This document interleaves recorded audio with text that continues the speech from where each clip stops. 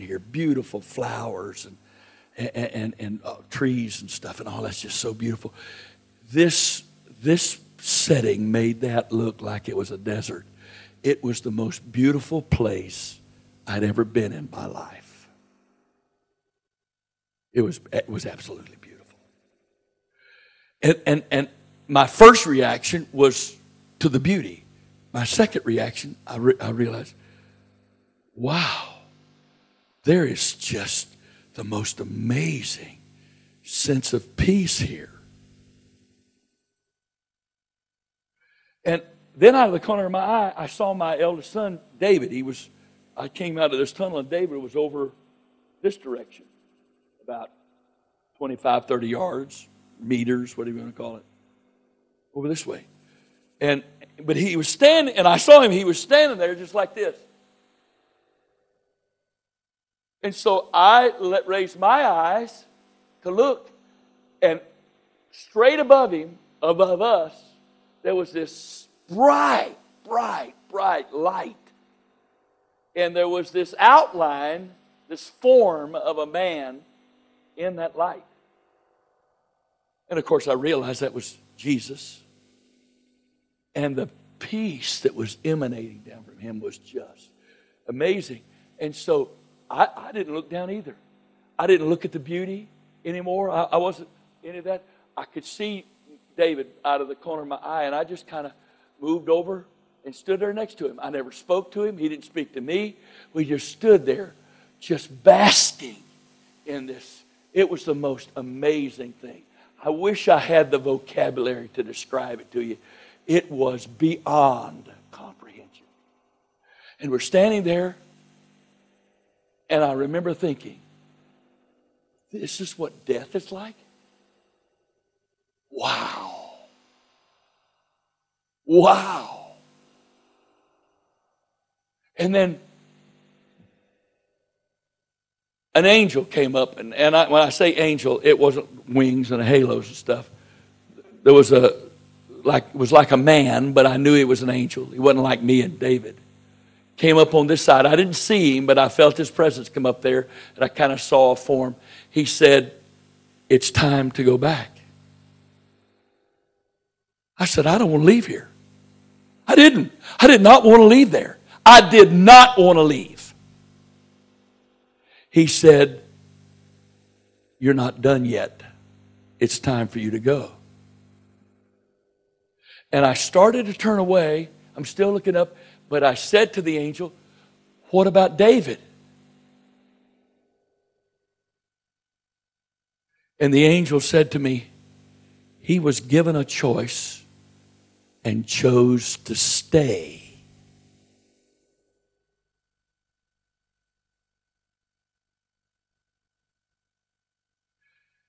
That instant, my whole perspective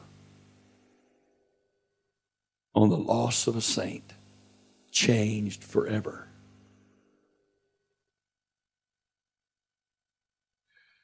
And I followed the angel kind of like this over to where that opening was.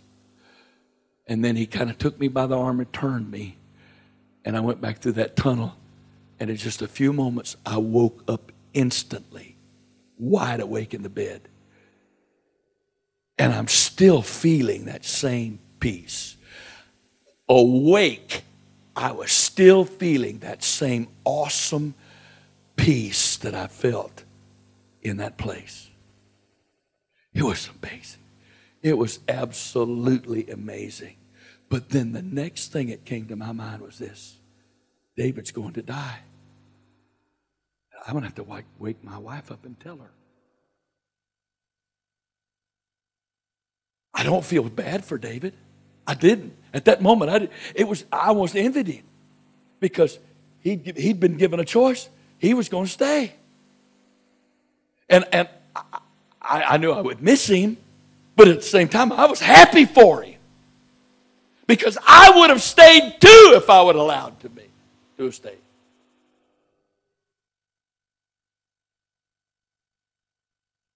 But I'm laying there, I'm saying, God, how am I going to tell my wife this? And then the Holy Ghost spoke to me and said, David is not going to die. I used David in this because you love him, and it would help you to understand how great of a privilege it is to be allowed to pass over to the next life. But this dream is not about David. It's about John. My angel visited his room the other night.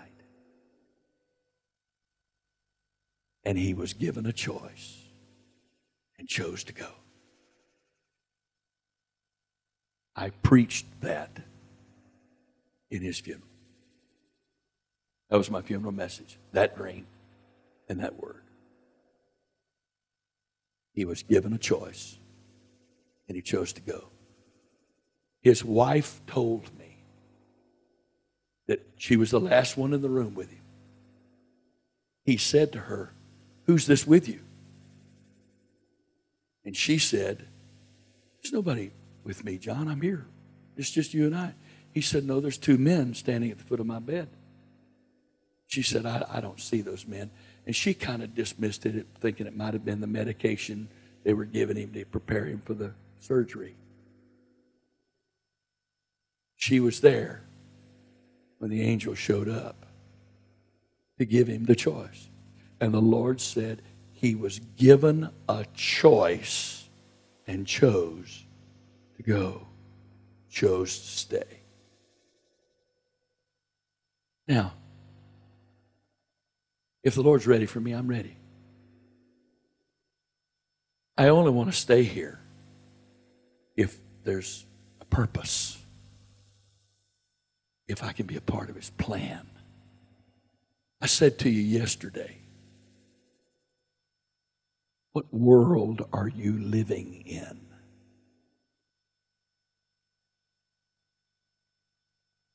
What world are you living in? What world gives you value? If you have no peace, you're living in the temporal and letting the temporal affect you. Because Jesus said, "These things have I spoken unto you, that in me you might have peace. In the world you shall have tribulation. Be of good cheer, I've overcome the world." In other words, the world, if that's your world, there will be no peace. There'll be trouble. But you can change worlds you live in even while you're living here. You can live in my world or you can live in your world. And in my world, there is no trouble and care and worry because it's all entrusted to me. In your world, it's what you worry about. It's what defines your day. Now, very quickly,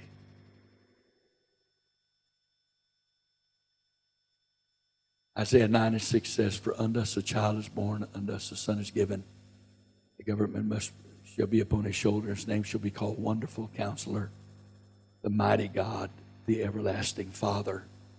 And the next one is curious to me. The Prince of Peace. If he's the Wonderful Counselor, if he's the Mighty God, if he's the Everlasting Father, why isn't he the King of Peace? You know why he's not the King of Peace? Because Prince of Peace, the word prince speaks of potential, but he can only be King of Peace when you put him on the throne of your heart by your choice. Until then, it only speaks of potential. He's only your Prince of Peace until you choose to make him your King of Peace. My God, he's in this place right now. It's your choice. It's your choice. I can't teach long enough to convict